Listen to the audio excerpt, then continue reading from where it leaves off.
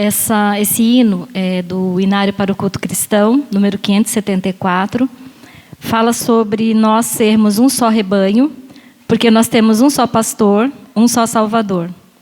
Então, assim, que nós possamos ter em mente essa ideia da igreja não fragmentada, a igreja como um corpo único de Cristo. Mesmo nós estando separados, como nós estamos no momento, não perder de vista esse corpo de Cristo e essa unificação que nós temos através do sangue de Jesus, que nos torna o seu corpo. Então, gostaria de convidar você aí na sua casa para cantar comigo esse hino. Um só rebanho, número 574 do Inário para o Culto Cristão.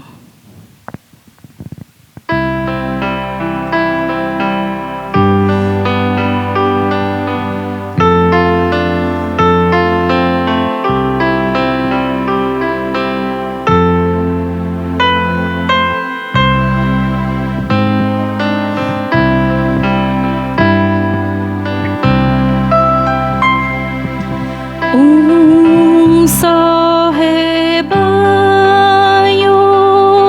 um só pastor, uma só fé em um só Salvador.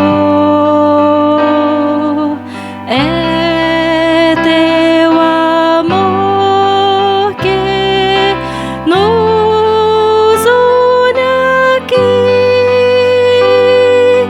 e num só Espírito adoramos a Ti. E num só Espírito adoramos a Ti.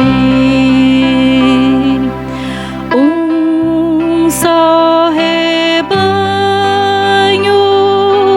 um só pastor, fruto, ó Senhor, desse teu grande amor. Só nos gloriamos na tua cruz. Louvado sejas, bendito Jesus.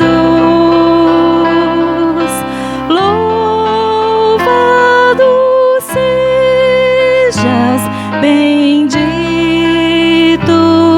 Jesus. Um só rebanho, um só pastor. Sim, esperamos por Ti, ó Senhor. É face a face que vamos ver quem nos amou e por nós quis morrer. Quem nos amou e por nós quis morrer.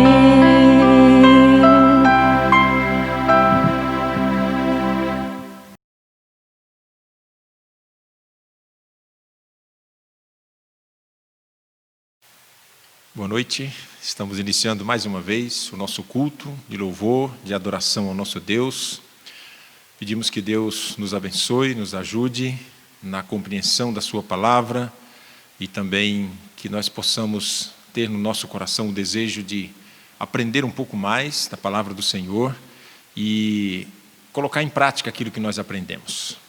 À luz daquilo que Tiago fala na sua carta, não sejamos apenas espectadores, como aquelas pessoas que olham no espelho e rapidamente esquecem a sua imagem, mas que possamos ser praticantes da palavra de Deus. Convido você a abrir a sua Bíblia aí, no livro de Colossenses, capítulo 1 de Colossenses, a partir do verso 9 até o verso 14. Nós vamos ler a palavra de Deus para a nossa meditação desta noite.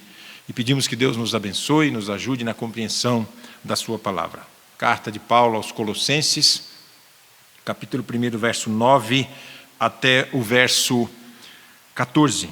Diz assim a palavra de Deus: Por esta razão nós também, desde o dia em que ouvimos, não cessamos de orar por vós e de pedir que sejais cheios do conhecimento da sua vontade em toda sabedoria e inteligência espiritual, para que possais andar dignamente diante do Senhor, agradando-lhe em tudo, frutificando em toda boa obra e crescendo no conhecimento de Deus, corroborados em toda a fortaleza, segundo a força da sua glória, em toda paciência e longanimidade com gozo, dando graças ao Pai, que nos fez idôneos para participar da herança dos santos na luz.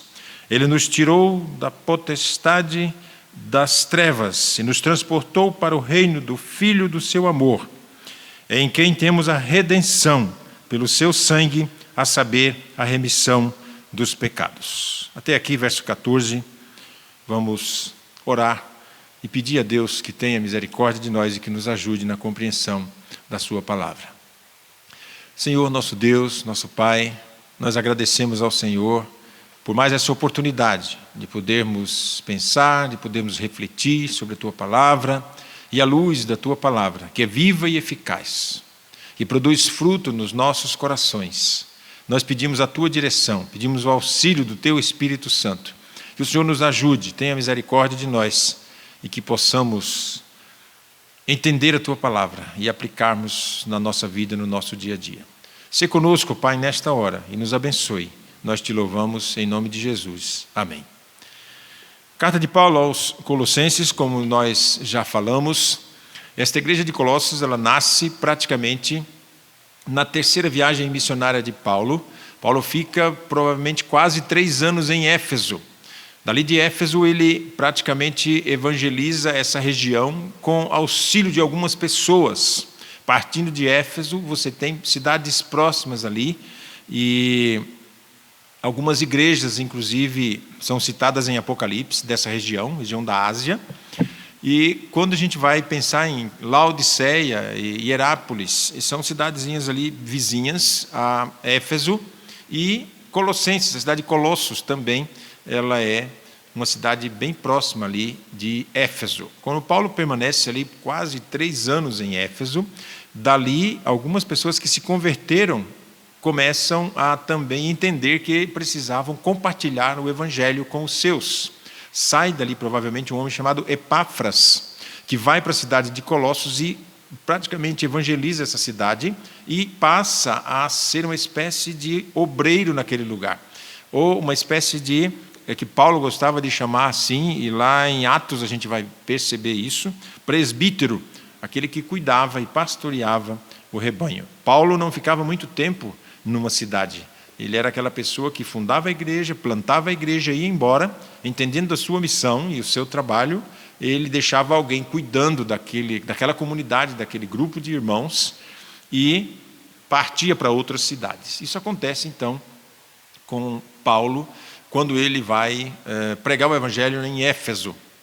Então, ele não fundou esta igreja de Colossos, mas ele contribuiu para que essa igreja nascesse, no período em que ele ficou ali em Éfeso, na cidade de Éfeso. E a questão que Paulo trata nessa carta é justamente algumas influências heréticas que estavam ameaçando não somente a igreja de Colossos, mas também algumas igrejas vizinhas ali daquela cidade, que era um grupo de pessoas judaizantes e também pessoas que eram voltadas para a questão do conhecimento, alguns gnósticos, que acreditavam que através do conhecimento, através do estudo, eles conseguiriam se, de certa forma, sobressair diante dos demais, e consideravam-se superiores a outras pessoas na questão da espiritualidade também.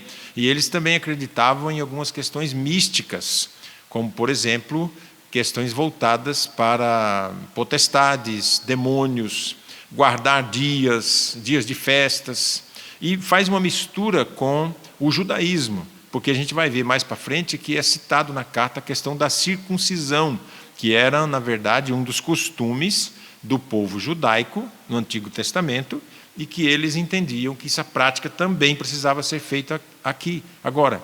Então, quando as pessoas se convertiam, não era apenas se converter ao Senhor Jesus Cristo, ser salvo, redimido pelo sangue de Cristo na cruz, conforme Paulo cita. Ele diz, olha, esse evangelho Epáfras ensinou para vocês, o evangelho da graça, o evangelho da misericórdia, do amor de Deus, o evangelho que vocês foram salvos pelo evangelho, que são as boas novas de salvação em Cristo Jesus, comprados pelo sangue de Cristo, esse sangue vertido na cruz. Então, o Senhor Jesus Cristo como Salvador, aquele que morreu e ressuscitou, e por isso nós somos salvos por Ele.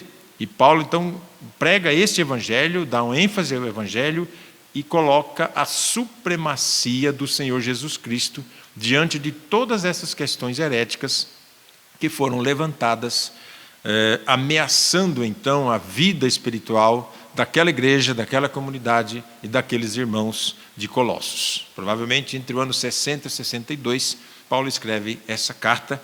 Possivelmente ele estava preso em Roma, e dali de Roma ele escreve as 4 cartas da prisão: Colossenses, Filipenses, Filemão e Éfeso. Então, essas 4 cartas são as cartas conhecidas da prisão.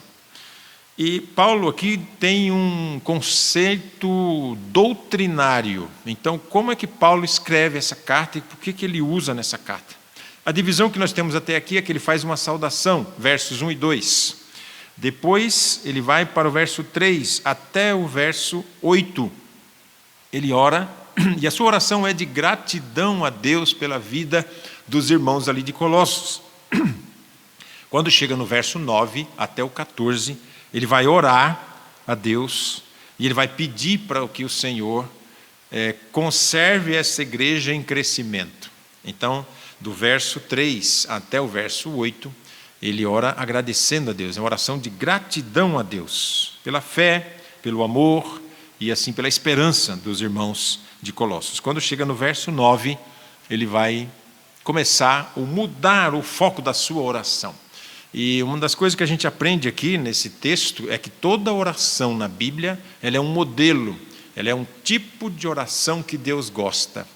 Então, quando você se deparar com uma oração na Bíblia, você pegue essa oração, isso é um modelo de oração. Não precisa repetir essa oração da mesma forma que ela está escrita ali, mas ela é um modelo, é esse o tipo de oração que Deus gosta.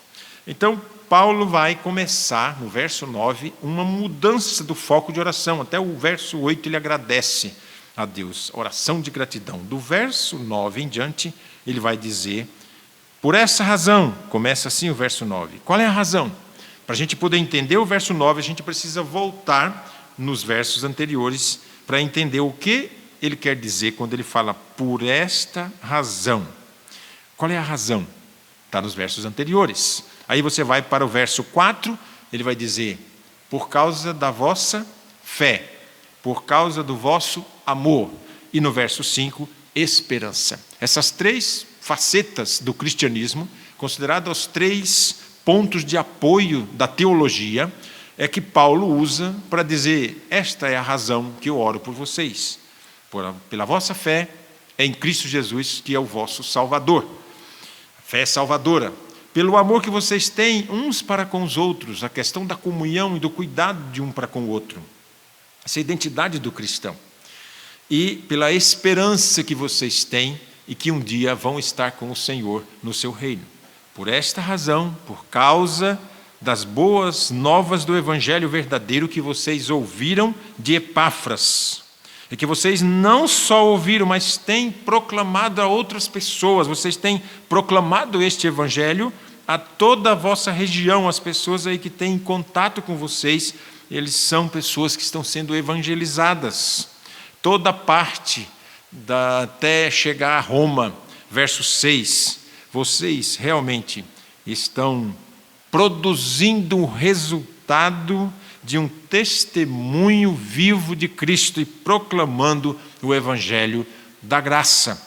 Por essa razão é que eu oro por vocês. E aí o verso 9, ele vai dizer a razão que eu oro por vocês. Desde o dia em que ouvimos, não cessamos de orar por vocês e de pedir que vocês sejam cheios do conhecimento da sua vontade em toda sabedoria e inteligência espiritual. Aqui, irmãos, nós estamos diante de uma palavra que nos chama a atenção. Essa é a coisa mais importante da vida do crente, é saber qual é a vontade de Deus. E aí Paulo vai dizer, olha, para que vocês cresçam no conhecimento da sua vontade. Saber a vontade de Deus para a vida de vocês como igreja. Então a ideia que Paulo tem aqui é que ele está colocando e dando ênfase que eles deveriam perceber qual era o foco da sua oração. Primeiro ele agradece e agora ele diz, olha, quando nós ficamos sabendo, nós quem? Eu, Timóteo, que é citado no comecinho da carta, e Epáfras, que é a pessoa que levou as notícias para Paulo. Ele diz, quando nós ficamos sabendo disso, nós oramos por vocês, nós temos orado, e nós não cessamos de dar graças a Deus e de pedir que vocês sejam cheios do conhecimento, da vontade, da sabedoria e inteligência espiritual. Esse modelo de oração de Paulo, ele nos chama a atenção. Paulo estava preso, e a prisão em Roma, a pessoa ficava com muita dificuldade de se alimentar. Eles não tinham comida, alimentação para os presos. Eles passavam fome mesmo e sofrimento, frio e todo tipo de sofrimento a quem era preso. Eles não tinham uma vida assim, com algumas regalias e até mesmo com alguns direitos humanos. Paulo estava num lugar onde ele tinha um sofrimento, mas ele não ora pedindo nada para ele. Olha o tipo de oração que Deus gosta. Não quero dizer que você não deve orar pedindo nada para você, e eu creio que Deus pode abençoar a sua vida com muitas coisas. Porém, Paulo aqui não pede que ele seja liberto da prisão, que ele seja salvo daquela prisão para que ele continue a pregar o evangelho, porque ele, como apóstolo, era isso que ele fazia. Ele poderia pedir, Senhor, me liberta daqui deste lugar, para que eu possa continuar pregando esse evangelho, que eu preciso falar do amor de Deus para as pessoas. Não, ele não pede isso. Ele não pede nenhum tipo de socorro para Deus no meio da situação que ele está vivendo, mas ele ora pedindo que os irmãos entendessem qual era a vontade de Deus para a vida daquela igreja. Então, o alvo da oração de Paulo é: descubram qual é a vontade de Deus para a vida de vocês, conheçam, e que isso seja de fato algo que vocês conheçam, cheios do conhecimento da vontade de Deus para a vida de vocês. Fazer a vontade de Deus não é fácil. Sempre que a gente busca fazer a vontade de Deus, nós temos um grande desafio, e esse desafio é a gente deixar de lado o nosso ego e deixar de lado aquilo que muitas vezes nos chama a atenção e aquilo que nós queremos para nós. É aquilo que a gente quer para a nossa satisfação pessoal. E aí Paulo está dizendo, eu quero que vocês cresçam no conhecimento da vontade de Deus para a vida de vocês. Segundo motivo, o verso 9, é que eles possam ter sabedoria espiritual, algo que vem de Deus, algo que é da dependência do Espírito, e não é o conhecimento como aquelas pessoas, os gnósticos daquela época, diziam. Então ele está dizendo, o conhecimento de vocês deve ser espiritual, deve vir da parte de Deus, deve vir da parte do Senhor, deve vir do Espírito Santo de Deus na vida de vocês, para que vocês de fato possam entender qual é a vontade do Pai e agradar ao Senhor. Terceiro, para viverem, verso 10, ele vai dizer, olha, tudo isso é para que vocês possam viver, e no verso 10 ele diz, andar dignamente diante do Senhor, agradando-lhe em tudo, frutificando em toda boa obra e crescendo no conhecimento de Deus. Esse verso coloca alguns desafios para nós. Quando nós pensamos em conhecer a Deus, não é algo tão fácil, tão simples. Dentro da nossa limitação humana, a gente precisa conhecer mais o Senhor. Oséias capítulo 6, verso 3, ele fala: conhecemos e prossigamos em conhecer o Senhor. Ele também fala que o nosso povo peca por falta de conhecimento de Deus. Miqueias fala: o boi conhece seu dono, o jumento a sua manjedoura, mas o homem não conhece o seu Deus. Ele não sabe da vontade de Deus para a sua vida. E aí, quando a gente vai para o livro de Jó, Jó vai falar: Senhor, antes eu conhecia o Senhor somente de ouvir falar, mas agora eu conheço o Senhor de fato. No meio da adversidade, Jó começa a descobrir algumas questões ligadas a Deus e ao conhecimento de Deus. E ele aprende também que ele deveria se voltar para a oração. E é interessante que os seus amigos de Jó, quando eles são restaurados e quando Deus muda a sorte de vida deles, a Bíblia fala que Jó orava pelos seus amigos, e quando ele orava pelos seus amigos, o Senhor mudou a sorte da vida de Jó. Então, aqueles homens que foram zombar de Ló e dizer algumas coisas que Deus, na verdade, não falou, eles tiveram que pedir em algum momento a Ló, mandado pelo próprio Senhor: olha, vai até lá, porque este homem vai orar por vocês, para que Deus realmente cuide da vida de vocês. É preciso que Jó ore por vocês. Então, entender a vontade de Deus e orar. Paulo, quando ele fala de oração, ele não fala aqui de reza. A Bíblia não manda você rezar, ela manda orar. É bem diferente a questão de rezar e orar. Interessante que quando Paulo vai orar, ele entende que precisa orar bastante mesmo. E a palavra de Deus, Paulo vai falar de novo em 2 Tessalonicenses 5,17: orai sem cessar. É orar sempre. Esse é o hábito que nós precisamos ter e que o crente não pode deixar de fazer. Alguém já disse que oração é o oxigênio da vida do cristão. O cristão que não ora, está faltando oxigênio, e nós não conseguimos viver sem oxigênio, sem respirar. Da mesma forma, o cristão não consegue perseverar sem orar. Acho interessante quando os discípulos se voltam para o Senhor Jesus, diante de tantas maravilhas que o Senhor Jesus já tinha feito. Jesus como Senhor, como Deus, como homem, o lado humano de Jesus, a natureza humana e a natureza divina de Jesus, as duas naturezas eram colocadas diante dos discípulos todos os momentos. E eles viram muitas coisas. Jesus começa o seu ministério, capítulo 2 de Lucas, em Caná da Galileia, quando ele vai fazer o primeiro milagre. E aí, quando acontece o primeiro milagre do Senhor Jesus, ele vai transformar a água em vinho. E eles viram aquela situação, todos eles participaram disso.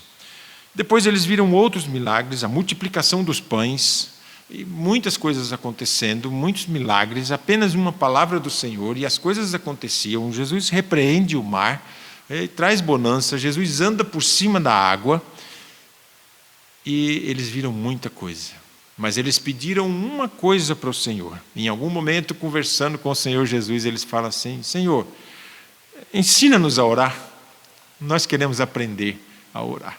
E aí o Senhor Jesus vai colocar para eles a oração do Pai Nosso como modelo de oração, para que eles conseguissem aprender, ou pelo menos ter um modelo, uma forma de iniciação na sua vida de oração. E discípulo de Jesus precisa, de fato, ter uma vida de oração, assim como o Senhor Jesus teve também. Ele foi um homem de oração. Paulo, a exemplo de entender aquilo que a palavra de Deus explica na questão de oração, ele dá ênfase a isso. E aí ele vai dizer: olha, para que a gente possa andar dignamente da forma como que fomos chamados e da forma como nós nos relacionamos com Deus, diante de Deus, agradando-lhe em tudo. A coisa mais importante da nossa vida: primeiro, descobrir a vontade de Deus; segundo, agradar a Deus da melhor forma possível e em tudo que pudermos. Caminhando então para o terceiro ponto, para vivermos dignamente da forma com que nós fomos chamados. Modo digno, com propósito.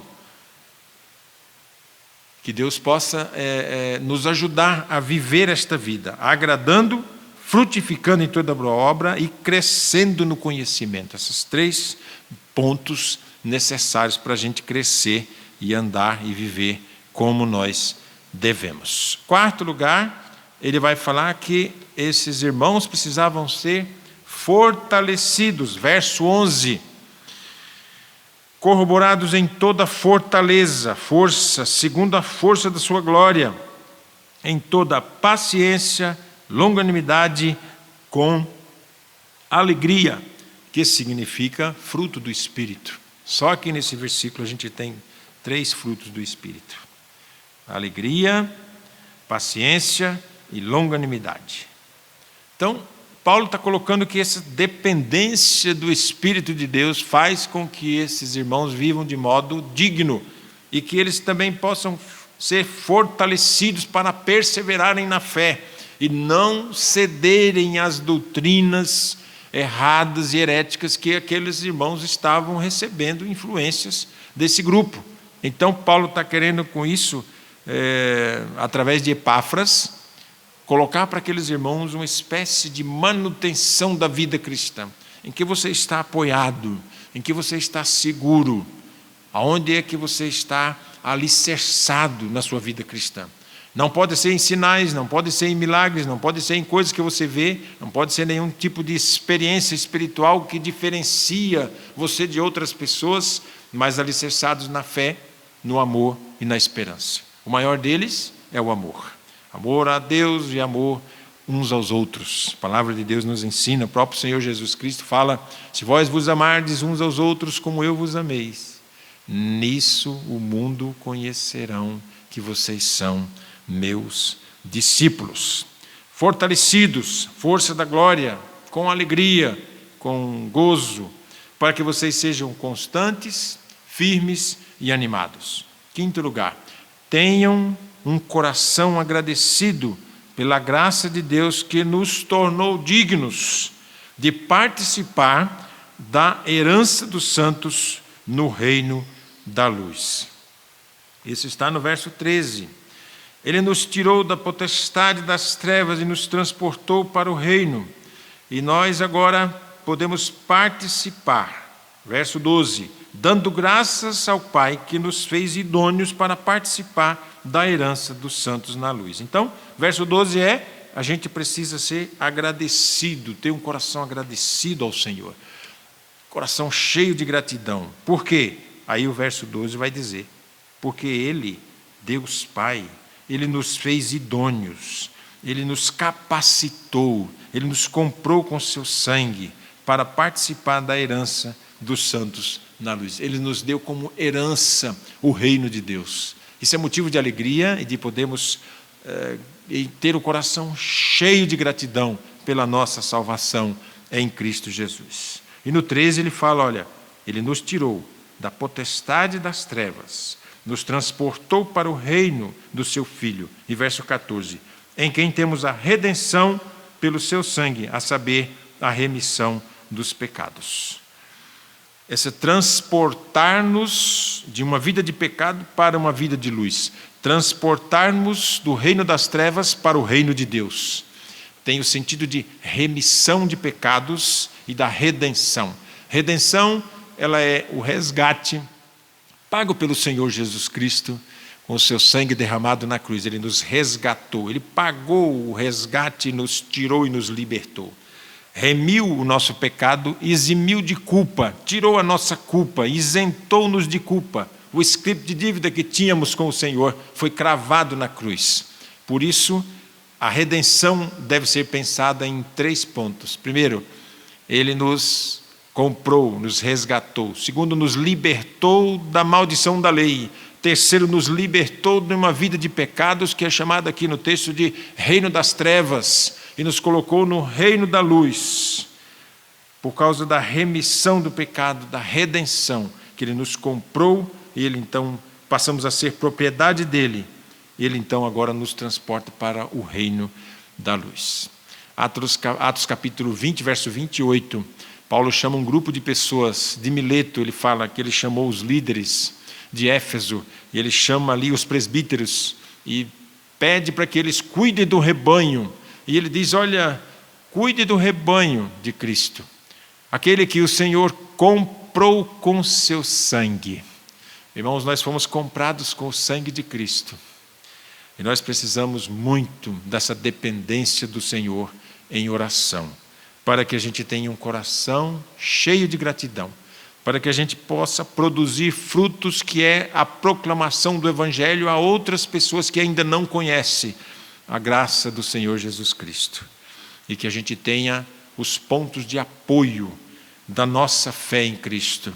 Como cantamos o hino que diz, em nada ponho a minha fé, senão na graça de Jesus. Deus nos abençoe e nos ajude a trilhar o caminho da graça, da misericórdia, da bondade de Deus para conosco, com frutos dignos de pessoas dignas da vocação com que foram chamados. Deus nos ajude, em nome de Jesus nós oramos. Amém.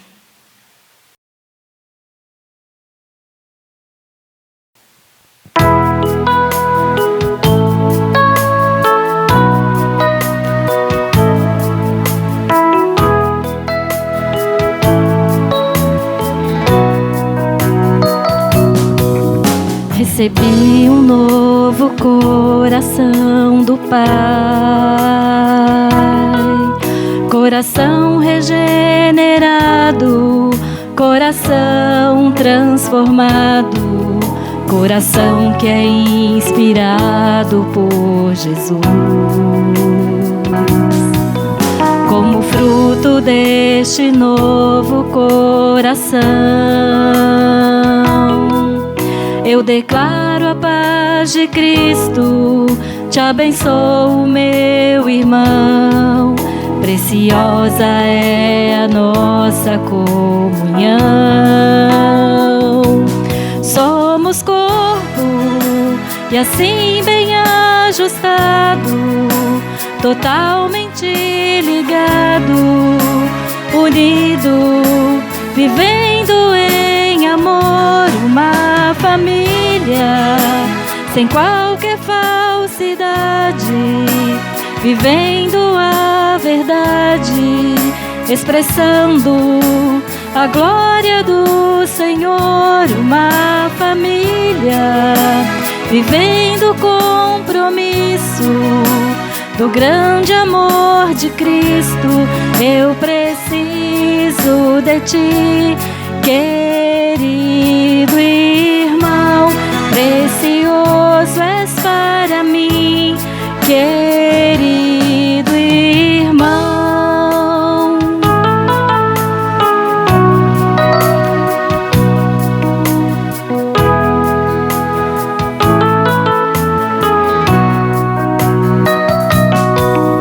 Recebi um novo coração do Pai,